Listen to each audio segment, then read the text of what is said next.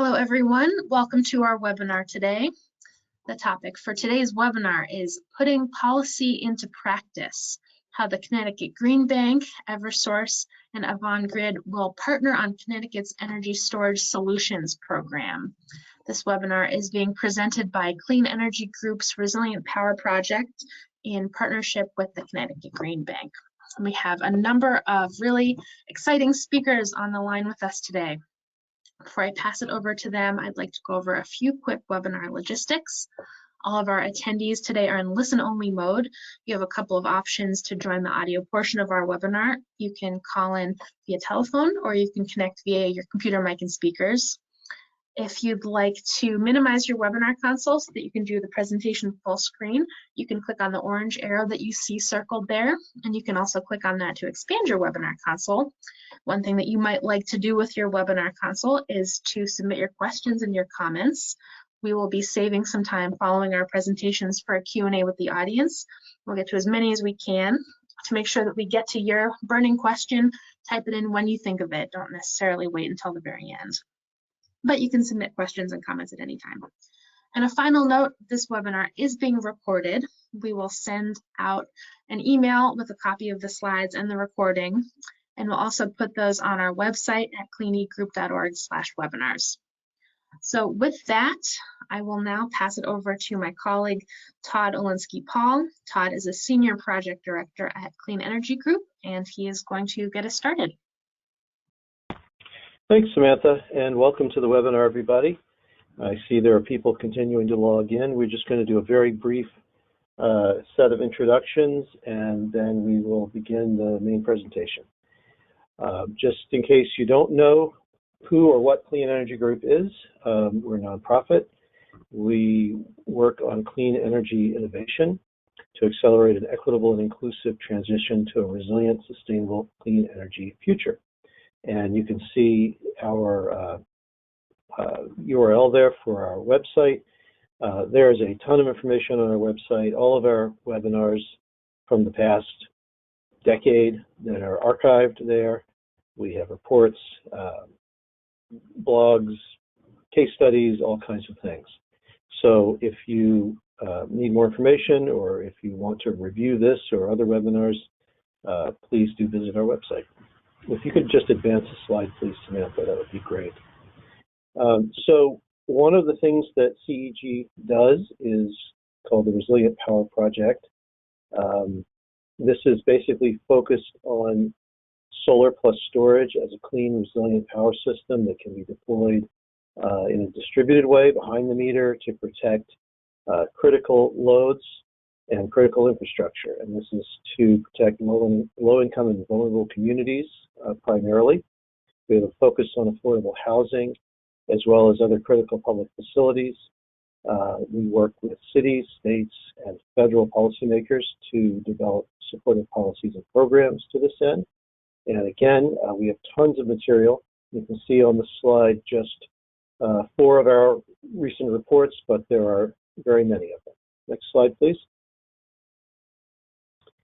In addition to producing reports and webinars such as this one, we directly work to support projects. We have a technical assistance fund that provides pre-development support for solar and storage projects. Again, mostly affordable housing and other critical facilities serving low-income and underserved communities. We've done approximately more than 250 of these projects across the country, and provided more than $1 million in technical assistance grant funds. Next slide, please. I'm going to very briefly go over today's speakers, and then I will hand it over to Bryan Garcia. He and I are co-moderating, and he'll be introducing the first speaker and set of slides here. So again, I'm Todd Olinsky-Paul of Clean Energy Group. Co-moderating is Bryan Garcia from the Connecticut Green Bank. There he is. We also have Sergio Carrillo, also of the Connecticut Green Bank, Rob Whelan of Illuminating, and Paul Tangredi of Eversource Energy. And of course, UI and Eversource are utilities, and utilities are participating and co-administering the program that we're going to be talking about today along with the Green Bank. So having given you all that information, I will pass the baton over to Bryan. All right. Good afternoon, everyone. And thank you, Todd, and your team at the Clean Energy Group, including Sam and Seth, for not only supporting this three-part webinar series, but also being a partner with us to provide technical assistance for affordable housing, which we're going to discuss in the third and final webinar in this three-part series. I also want to recognize the leadership of the Public Utilities Regulatory Authority, specifically Chair Marissa Gillette, Director Josh Ryer, and the Pura team for providing the Green Bank with an opportunity to partner with our electric distribution company partners, Eversource and UI, to bring energy storage solutions to families and businesses across Connecticut. Most of the audience knows, let's go to the next slide, Sam. Most of the audience knows who the Connecticut Green Bank is, so I'm not going to go into detail about who we are, what we do, and how we do it, but I do want to tell you why we do it. Our vision is a planet protected by the love of humanity. The vision was inspired by many people, including Mary Evelyn Tucker at the Yale Divinity School, Mother Jennifer from the Daughters of Mary of the Immaculate Conception, and the late Maya Angelou. For those of you who haven't heard Maya Angelou's On the Pulse of Morning, it's a poem that uses the voices of nature to urge the untiring progress to humankind. It speaks to our struggles for social and environmental justice, about the need to restrain ourselves from the brutalities of war, and respect the extraordinary diversity of each other in order to build a more hopeful and better future for America. That poem is as poignant today as it was nearly 30 years ago, for we can't have environmentalism without humanitarianism. I'm going to chat through a link that you all should take a look at this afternoon. As we delve into today's webinar, I'd invite our audience to not only think about energy storage solutions as an incentive program for residential, commercial, and industrial end-use customers, but also a program that has the potential to reduce energy burden and increase energy security for our most vulnerable communities. Let this be an invitation to contractors and capital providers to prioritize the deployment of clean energy for our most vulnerable communities, for we will all be better for it. A planet protected by the love of humanity. I'm looking forward to today's discussion. Let me turn it back to you, Todd. Okay. You are always inspiring, Bryan. I do appreciate it. I just want to say before I introduce our first presenter that just to make the connection here for people between Clean Energy Group and the Green Bank on this program. You know, we've worked with the Green Bank for many years on clean energy programs and policy development. This particular program, which is a very new program, is based on a model that we helped to stand up in Massachusetts called Connected Solutions. It's one of a small set of related programs that are being implemented across the New England region. And these programs essentially are variations on a theme. They all create virtual power plants. And that is distributed behind the meter systems that can be aggregated and used to meet real needs on the grid, as well as to provide benefits behind the meter to those communities. And what you were talking about, Bryan, is the real sort of purpose of this is to meet real needs, not just to build things for the sake of building them.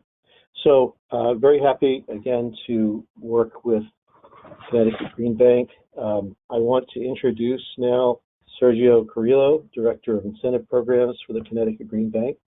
He will be our first speaker today. He oversees all the efforts to deploy clean energy through incentives His current programs include the Residential Solar Investment Program, the Smart E Loan Program, the Solar for All Program, and the recently launched Energy Storage Solutions Program, aimed at deploying 580 megawatts of behind-the-meter battery storage in the state. And this is what we're discussing today. Before joining the Connecticut Green Bank, Sergio worked with Chesapeake Utilities Corporation, and he also has extensive experience leading retail electricity pricing to residential, commercial, and industrial customers, as well as wholesale pricing procurement processes. So, Sergio, I will pass this over to you for your presentation. Thank you, Todd, and good afternoon, everybody. Let me see if I have control over these. Sam, it doesn't. Click on that first slide. It should, there you go. Look, you've got it. If you just click on that slide, it should work. It'll take a second to click. All right. Okay, cool. Thank you. So good afternoon, everyone. My name is Sergio Carrillo, and I'm Director of Incentive Programs with the Green Bank. A couple of weeks ago, in the first part of this webinar, of this series, the Green Bank, Pura, and Guidehouse provided an overview of the policy and the cost effectiveness work that supported the development of this program, of the Energy Storage Solutions Program. But today, we're going to transition from policy to program implementation, and we will provide an overview of key aspects of the program.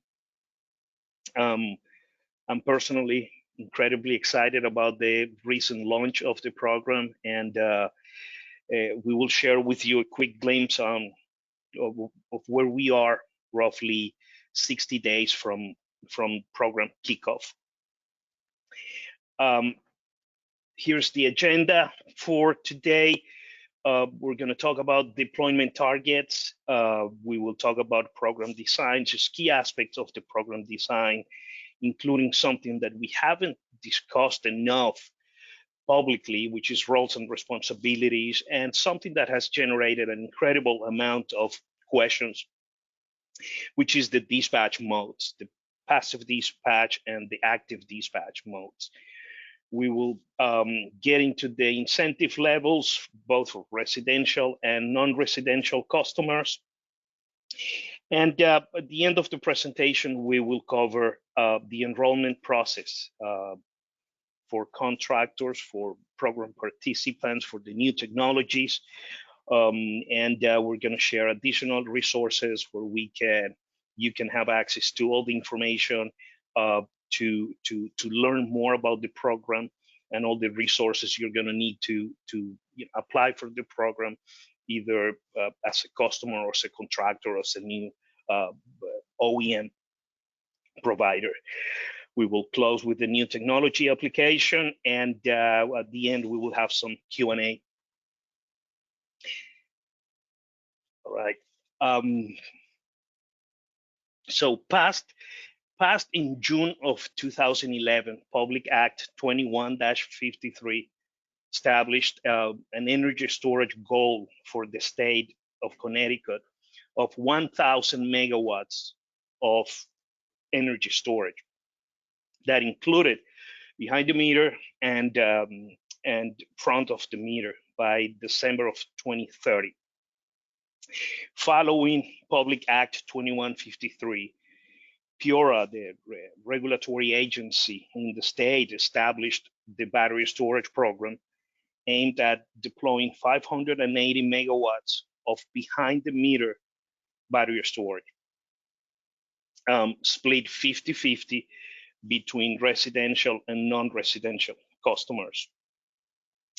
The program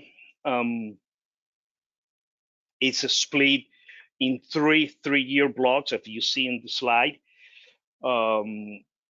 with deployment targets of 100 megawatts by the end of 2024, 200 megawatts of additional capacity by 2027, and then 200 80 megawatts of additional capacity by the end of 2030, totaling 580 megawatts of capacity. Now let's describe some of the aspects of the program.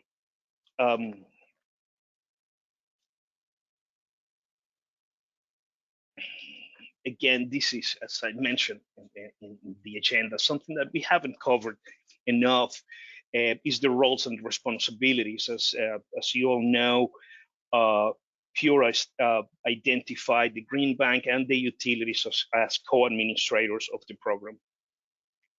And we have roles and responsibilities that are clearly defined, whether it's in PURA's final decision or in the program manual.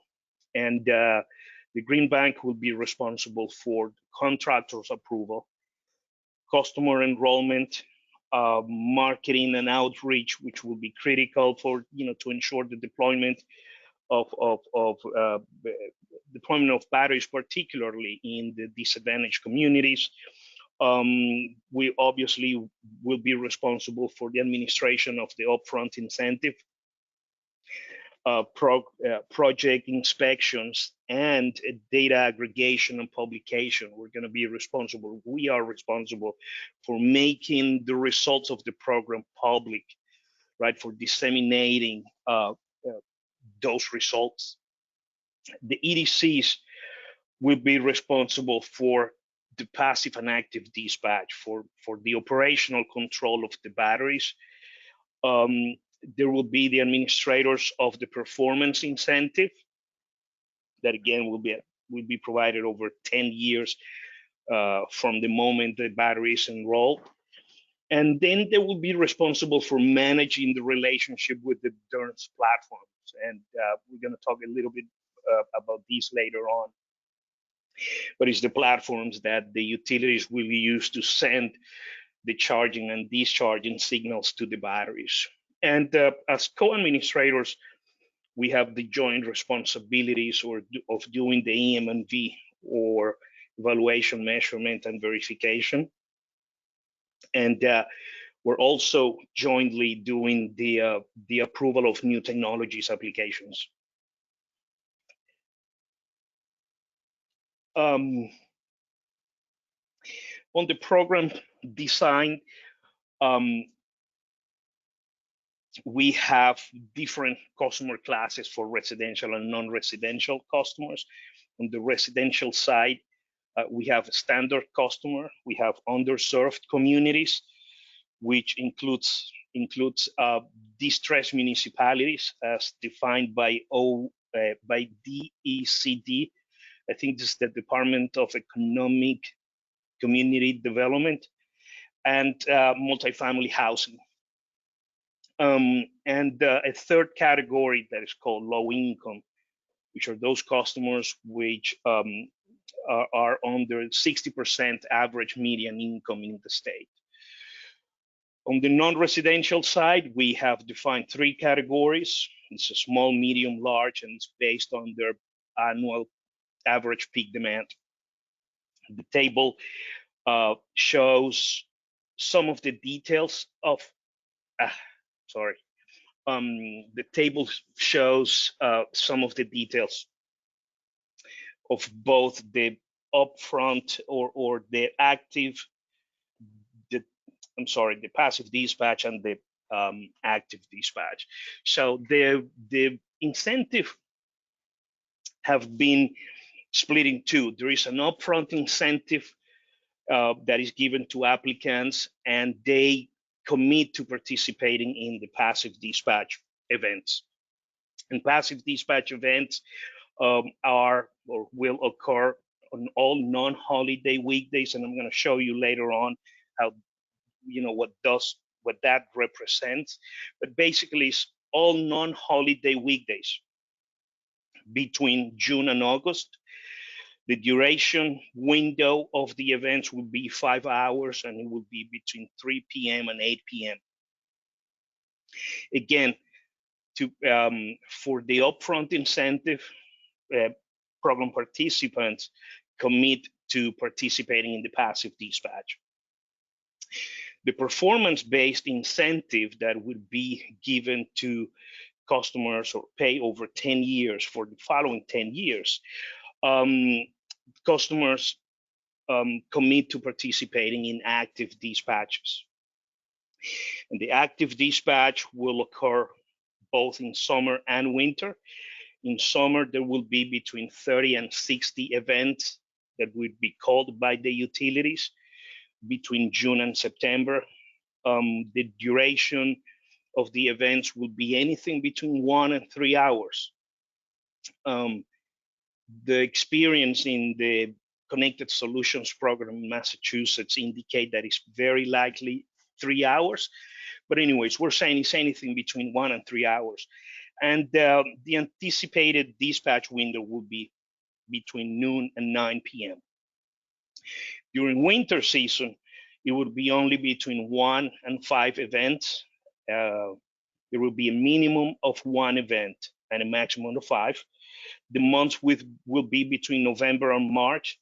Again, the duration of the event could be anything between 1 and 3 hours, and it's the same anticipated window between noon and 9 p.m.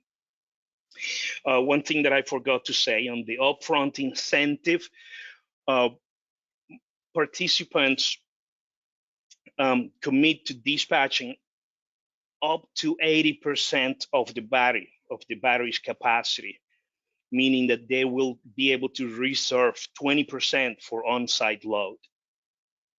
On the performance base or in the active dispatch events, the EDCs will have the right to access 100% of the available capacity of the battery, up to the point where it reaches the battery's operating reserve, right? That doesn't damages the battery or voids the OEM or the manufacturer's warranty. So that's also an important aspect.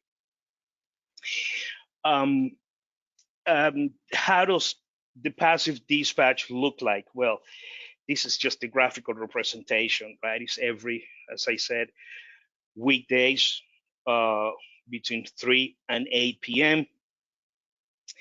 In the event of a holiday, the passive dispatch will be called off the night before by the utilities. And in the event that the utilities call an active dispatch with 24 hours advance notice, then the passive dispatch mode will be overridden. The expectation is by the time the passive dispatch events start, the battery will be 100% charged. Although sometimes I guess that will not be possible. But anyways, that's it. Ideally, that's the state of charge at the beginning of the passive dispatch modes. Now let's review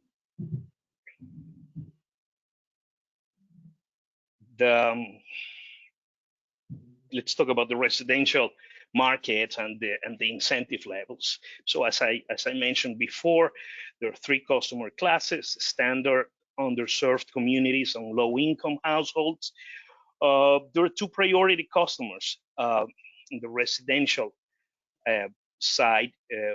One that is called the grid edge, and the grid edge has been defined by PURA, the regulatory agency in the state, as those customers at the top 10% of the longest duration of power outages, or the most frequent number of outages. The top 10%. That is defined as grid edge. The utilities have made these maps public. They are available in the program website. You're going to see the information later on. So all this has been made public. And vulnerable communities is also a priority customer. And vulnerable communities is the sum of the underserved communities and low-income customers. In terms of equipment configurations, obviously, ideally, it would be the battery will be paired with PV solar is what provides the greatest amount of benefits and resiliency. But there's also the possibility of installing batteries as a standalone, charging from the grid, exclusively from the grid. And there is a requirement to perform energy audits, HES and HESIE, for these customers. In terms of the upfront incentives, on the residential side, we have a declining block structure. The first, and there is an additional incentive for underserved and low-income customers. For the first 10 megawatts of capacity, the standard incentive will be $200 per kilowatt hour.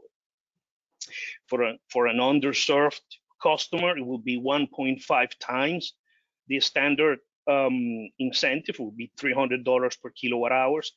And for low-income customers, it will be 2 times the incentive of a standard customer, reaching $400 per kilowatt hours. And each goes down as with each progressive step.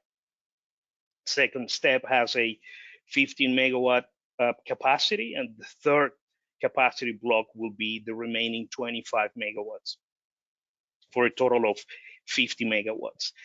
The residential upfront incentive is capped at $7,500 per project. And then the performance incentive levels will be, it's a flat incentive level for the first 5 years of the program, $200 per kW during the summer and $25 per kW over the winter.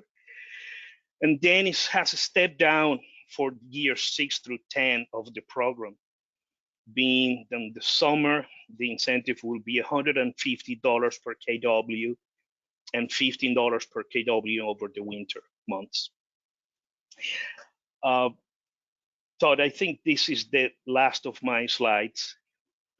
Great, thank you. Thank you, Sergio, for that overview of energy storage solutions and specifically the residential.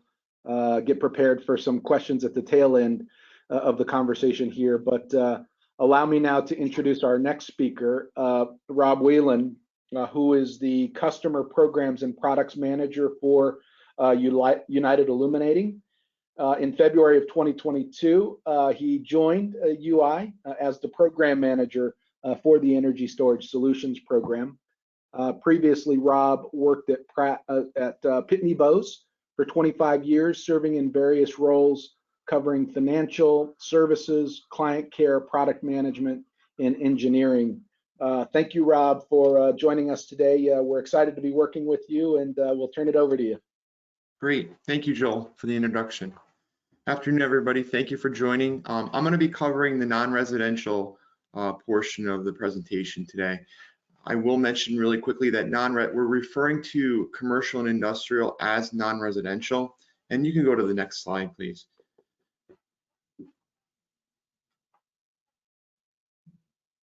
Thank you.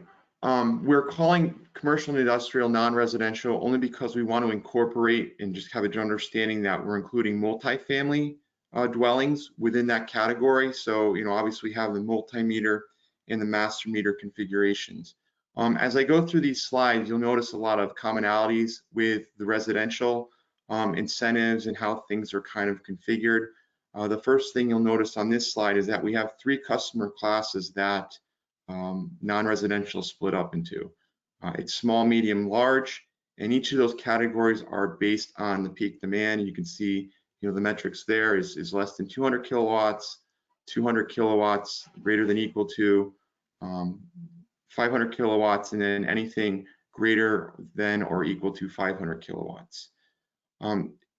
What I'll note here, though, is that those kilowatts that are part of those classifications, they are going to be determined by the customer's annual usage history. And the exact calculation that gets used to that is that they actually take, we'll take your peak demand is defined as your average last 12 months of monthly demand, where your demand will be the highest 30-minute interval each month. And that's how we calculate what category the different non-residential applicant will fall into. The other thing, with residential, we're going to simultaneously target sites with new or existing photovoltaic setups, and also sites that have standalone storage that come through energy efficiency channels. We have a category within CNI known as critical facilities, and those are any critical facilities that are defined within the Connecticut General Statutes. So it covers hospitals, police stations, correctional facilities, sewage treatment plants, municipal buildings, and the list goes on and on. Again, it's in the Connecticut General Statutes 16-243Y, and we can give you a link to that portion of it if you want to get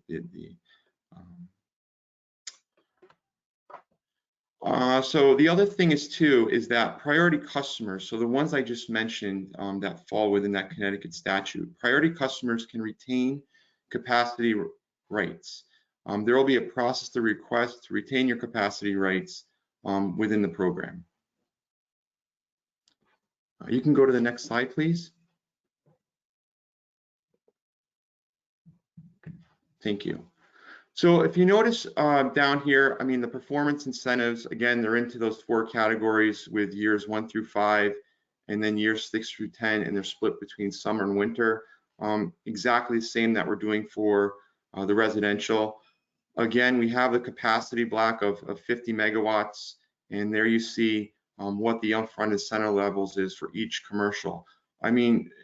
Frankly, the return on investment, if you look at those incentive levels, is pretty lucrative. I would note that obviously, as with the residential cap, there is a cap here of 50% of the project cost as far as an upfront payment would be.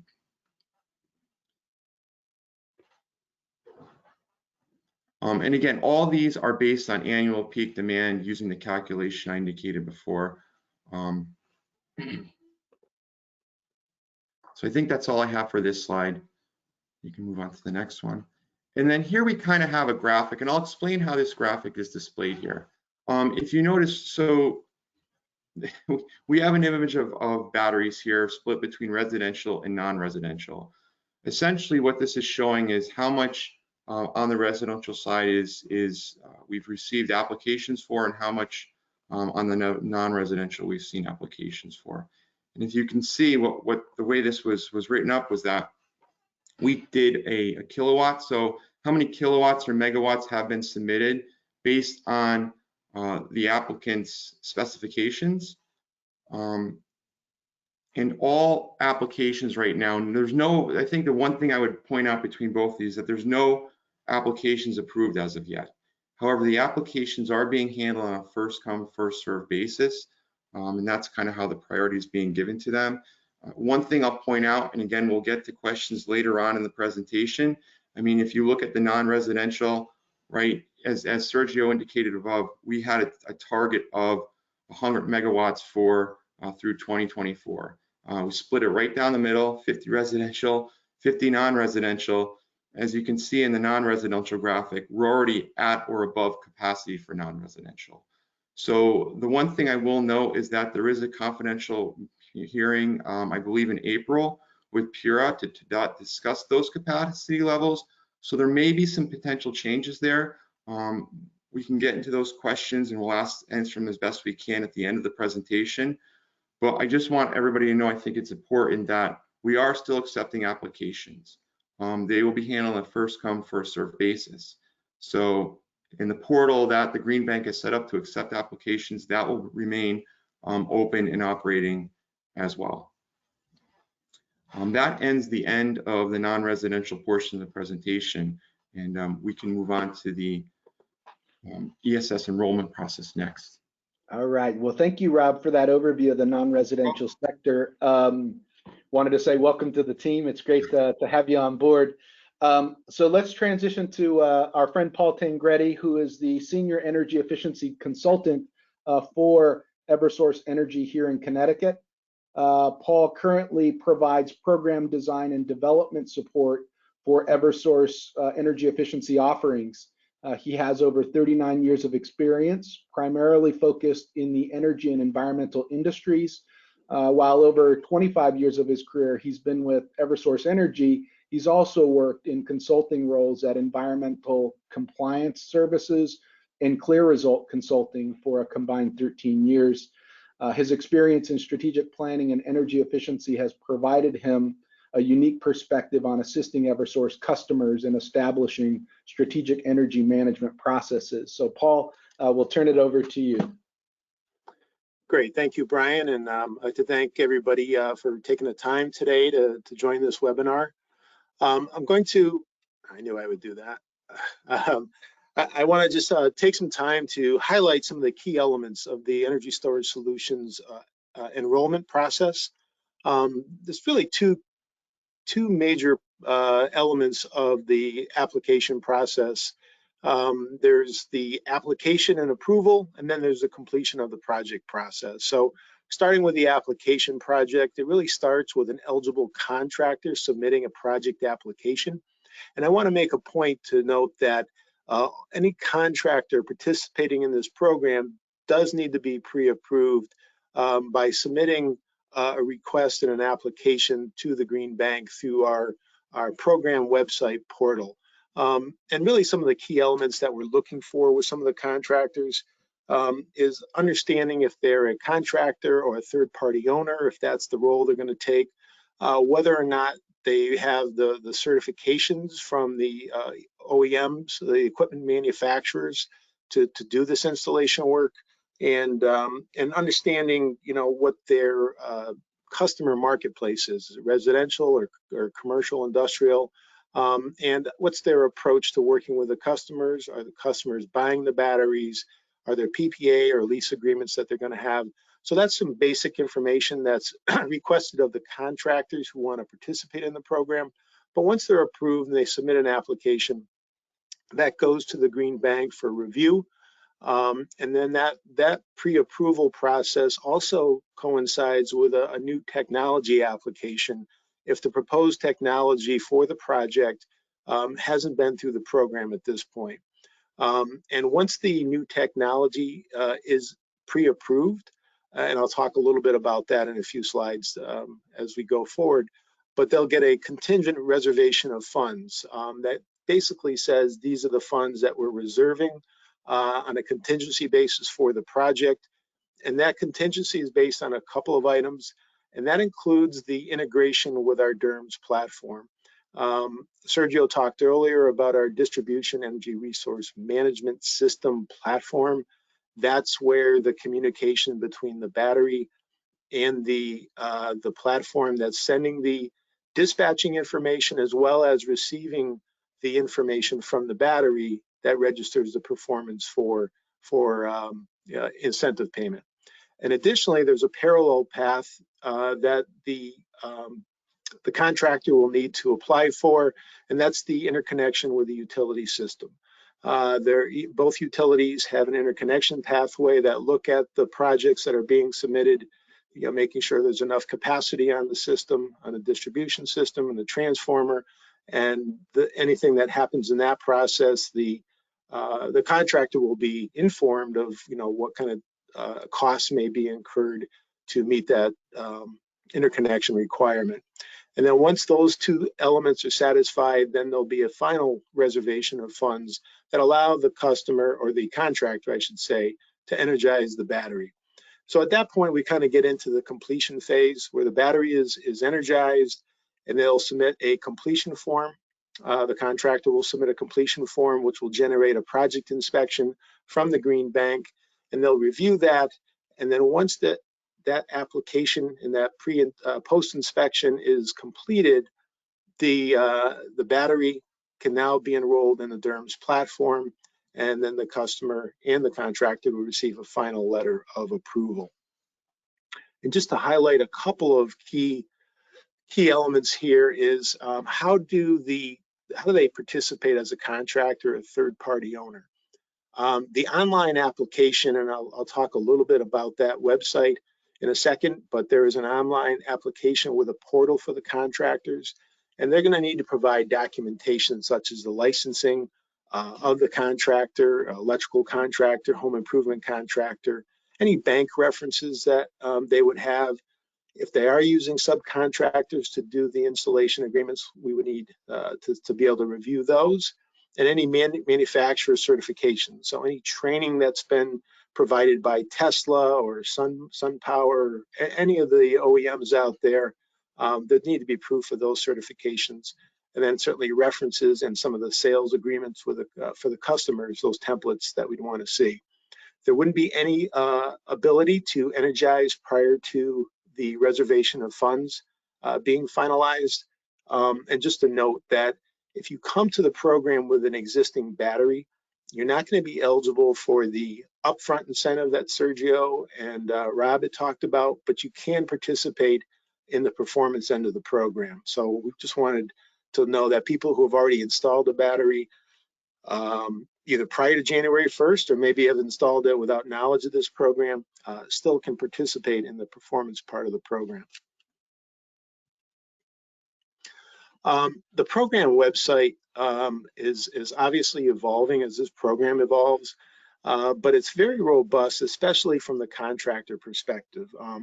We've made a significant effort, and a lot of this work by the Green Bank has tried to put as many resources out there to help contractors understand the program, easily access the templates of applications that they'll need as part of the program, as also get training resources from some of the OEMs out there, and how do they get more training or certifications.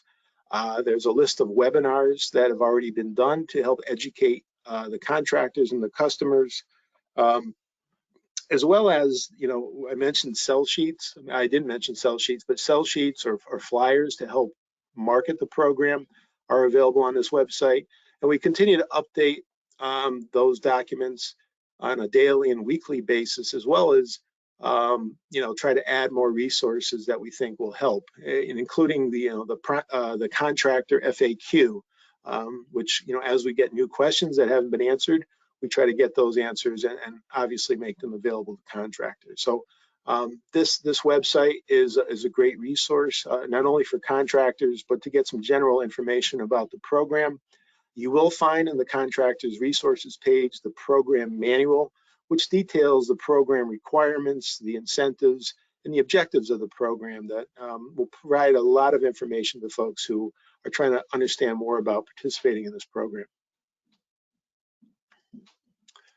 One of the elements that is on the contractor resource page is the new equipment application, which we talked about in the process flow, where we need to get pre-approval of the equipment.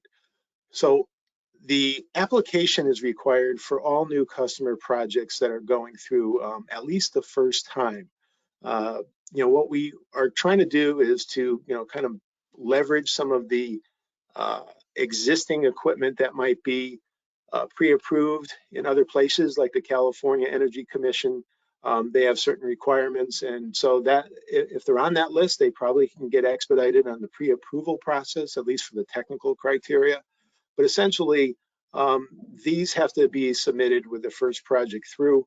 Once they get all the way to DERMS integration approval, then the equipment and the battery operator would be eligible to be, you know, listed as approved in the final.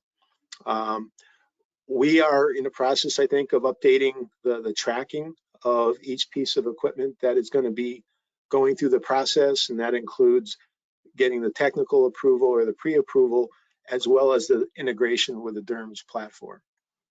Talking a little bit about the technical criteria, we really are reviewing for the safety certifications, the warranty, the performance of the batteries, and also data retention capabilities. On the communication side, we're looking at making sure that they're capable of communicating with the distributed energy resource management system for both a residential and non-residential platform. We have two separate vendors who manage, one that manages the residential platform, one that manages the non-residential platform. And they have a requirement of API interface protocol for communications with the battery. But there is a little difference between a preference of how they communicate. For example, the residential provider platform manager prefers an open ADR type communication, and then the non-residential prefers a API using their self-development kit. So those are just nuances of the program, but the importance of having communications between the battery and the DERMS platform is critical, not only to dispatch what the active dispatching criteria would be for time and day, but also receiving the interval data that's coming from the battery so we can measure the performance of that battery.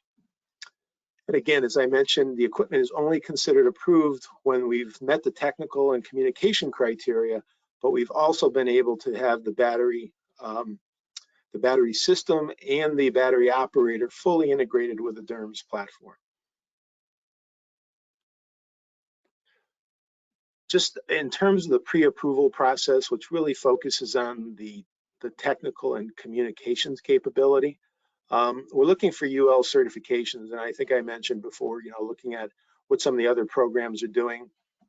Right now, we're looking for UL 9540 and UL 1741 Supplement A certifications. We want a minimum 10-year warranty, which we found most, of the major OEMs have met that criteria. A round-trip minimum efficiency of 70%.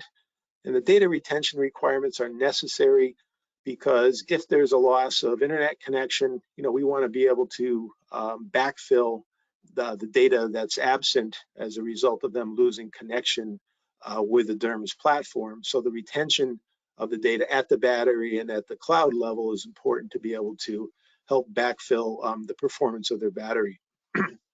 As I mentioned, the telemetry's got to be able to provide 15-minute intervals of data with no more than 15-minute latency. If you provide a 5-minute latency, that's well acceptable. And of course, meeting the passive dispatch requirements. Sergio mentioned that previously.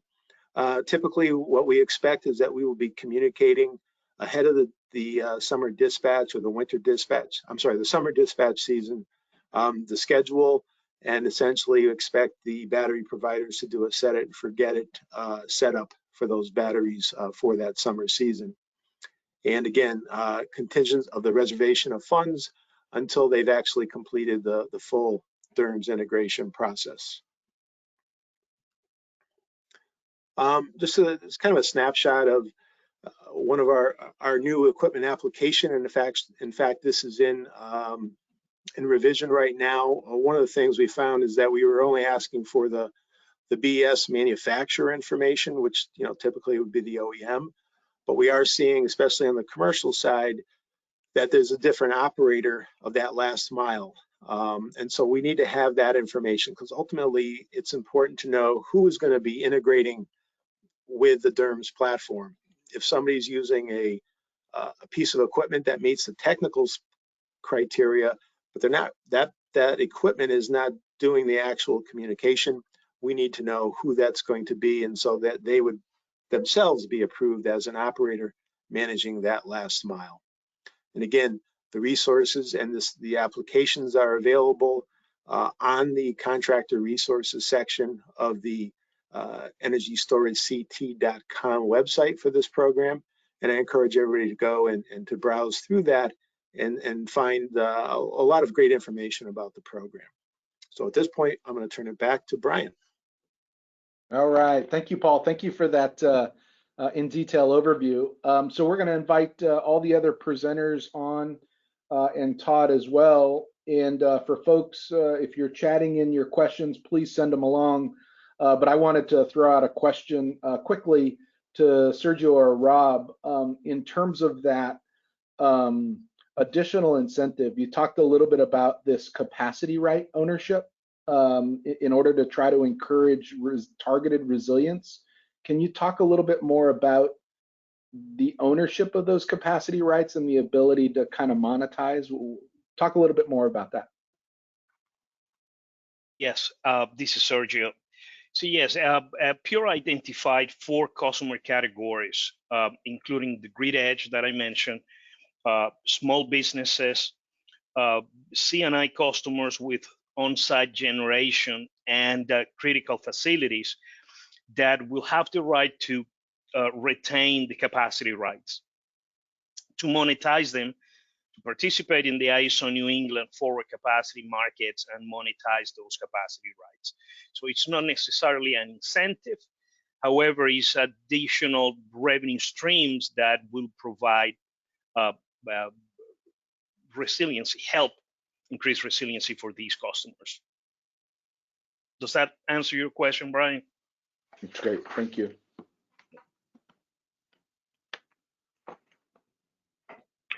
Okay, well, we have a number of questions from the audience. I think we're going to go a little over. We'll go over the hour to try to get to as many of these as we can. And if you have a burning question, feel free to go ahead and type it into the question console. We'll get to as many as we have time for. We do have some people asking what the situation is in terms of enrollment and if there's still opportunities. I know that you did go over that a bit during the presentation, but just to make sure everybody's clear, people can still enroll, correct? We still have open enrollment, and we're hoping to get some more capacity, maybe on the C&I side. Is that the situation? Todd, and I guess the question refers to non-residential customers, right? So yes, as we said, the capacity, the 50 megawatt available was depleted within 60 days of kicking off the program, right? There is a meeting that will take place with Pure on April 18th, in which we're going to talk about this issue. Again, we're out of capacity for the first 3 years of the program. We hit the 3-year target in 60 days. And we don't know what's going to happen in this meeting. Pure might decide to, this is pure speculation, right? Pure might decide to open the next 3-year block. Pure might decide to transfer capacity from residential to C&I to non-residential. We really don't know what's going to happen. What is certain is that we're going to keep the application portal open. We're going to keep receiving applications, put them in the queue, and we hope we receive enough guidance from Pure as to how we can move forward with additional applications and capacity. Okay, great. So we have some questions just about how this program operates and from a technical viewpoint. Somebody is asking, as a customer who's enrolled in the program, are you just engaged in load reduction behind the meter, or can you inject power to the grid? I guess, Sergio, I guess I'll take a shot at that one. We'll, yeah, everybody is expected to at least have the potential to export in their battery interconnection, so that they would be able to export to the grid if they produce, or if they discharge more than the consumption at the facility. So that is an opportunity that they could discharge. Okay, thank you. Somebody was asking about the interconnection. What kind of interconnection is it? Is it a CIA? And if somebody who knows more about this could explain what a CIA means before answering the question, that would be good. And also the time frame on interconnection. Again, I'll take a shot. I'm not actually familiar with CIA. There's a separate interconnection process that the utilities have for any DG that's looking to interconnect to the system. And I think the key thing they're looking at is there an export or no export requirement? And they'll ultimately look at what the process and the equipment that's being installed, the size of the equipment, the impact to the overall distribution system in terms of capacity. and I think Sergio mentioned the DG hosting capacity maps, which also would be accessible through the website. And that really determines, if you're putting a 8 megawatt battery on a system that has, 4 megawatts of capacity, that's probably going to trigger an extensive transmission and distribution review, and likely going to result in upgrade costs for any equipment that's being added to the system that would require capacity upgrades to accommodate that new resource. So the length of term can be short, especially in a residential situation with sort of a standard size 5 kW battery, or it can be fairly lengthy in the example that I just mentioned. In some cases, could take 12 to 24 months, and I depending upon what the request is, the circuit that it's being requested on, those are all drivers for the length of time. Great, thank you. Somebody is asking whether the passive dispatch takes into account battery degradation. In other words, over time, batteries, like everything else, degrades a bit in terms of their performance, and so after a certain number of years, an 80% discharge represents a greater portion of the nameplate capacity than it did on day one. So the question is, as time goes on, does the passive dispatch requirement for 80% alter, or does it maintain 80% requirement relative to the nameplate capacity, which could eventually become 100% of the operational capacity? Hope I've interpreted that correctly. Yeah, that's a great question. And we're going to use EMNV, right, on a yearly basis to help us understand how we're going to measure this.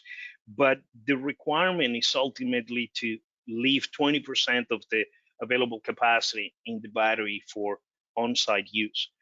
So yes, if within 5 years the degradation of the battery is 10%, well, there will only be 90% available, let's say, right? And the expectation is that the battery depletes or discharges the available 70% to get to that 20% reserve capacity.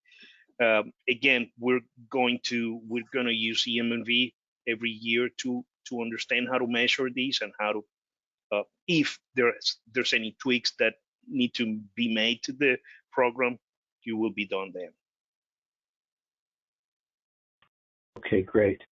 Somebody is asking how the residential cap works out for multi-unit dwellings, for example, apartment complexes with master metered service. And so if you could answer that, and while we're discussing this, also we should probably mention that multifamily affordable housing is considered residential for the purposes of this program, and it would be good to go over that as well.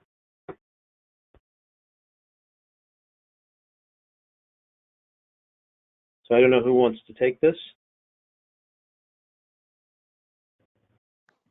Why don't I jump in and take a stab at it? It's a great question, very intuitive. So affordable housing is going to be considered a residential participant in the program. Right now, in the Residential Renewable Energy Solutions Program, which is the tariff program in support of behind-the-meter renewable energy systems, there is a conversation at the Public Utilities Regulatory Authority where they've invited participants to help PURA think about two things. One is, what's the definition of affordable housing? Last year in the legislative session, I think it was Public Act 21-48, there was the inclusion in the statute for affordable housing to be deemed residential. Prior to that statute, multifamily housing was deemed non-residential. So it's clear that affordable housing is now within the residential battery storage program as well as the residential renewable energy solutions program. the question is, what's the definition of affordable housing? There is a clear statutory definition that I believe aligns with HUD, which has to do with, I believe it's 80% area median income or 60% area median income. Forgive me, I might be missing the number. I think it might be 60.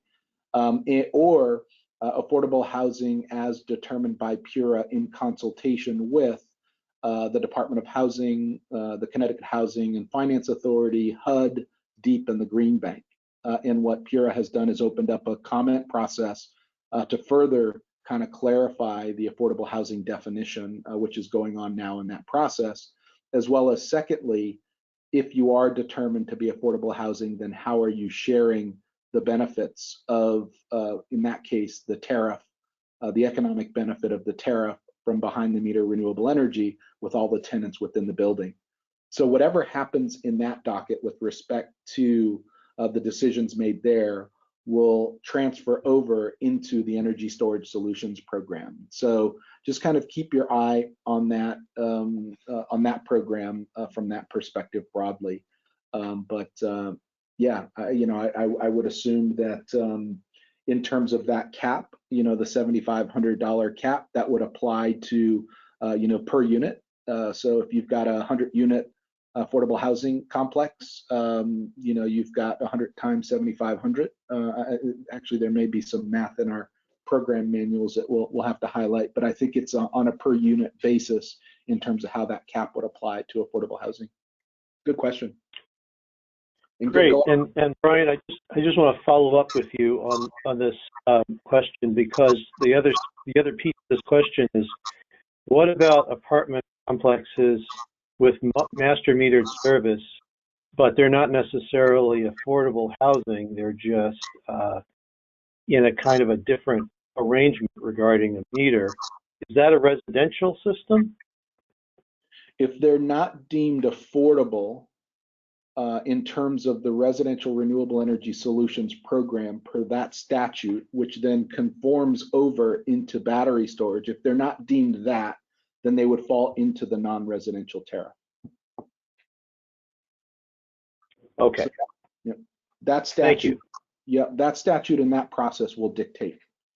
It's important that the regulatory authority, all of us, in fact, in the market, are trying to get to the consistency across programs in terms of definition. So whatever happens through that docket, and I will chat it through or send it to Sam to chat it through to everyone so you can focus in on that docket process. Great. And I should mention as well that Clean Energy Group and the Connecticut Green Bank are partnering to help provide some technical assistance to the multifamily affordable housing sector in the program, and you are an affordable housing developer or facility, get in touch with us, and we may be able to help with some pre-development assistance.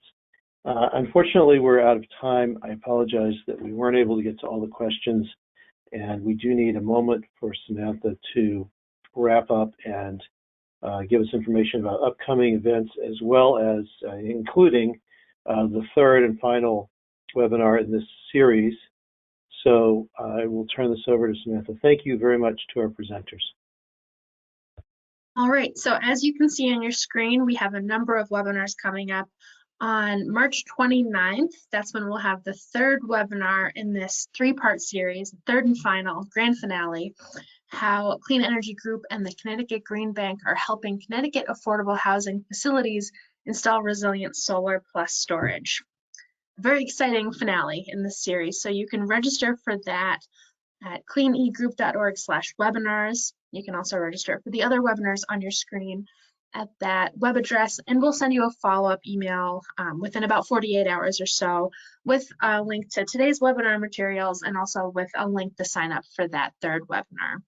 So thank you again to all of our wonderful panelists today. Thank you to everyone who participated and attended, and we will hopefully see you on the 29th. Bye, everyone. Thanks, everyone. Thank you.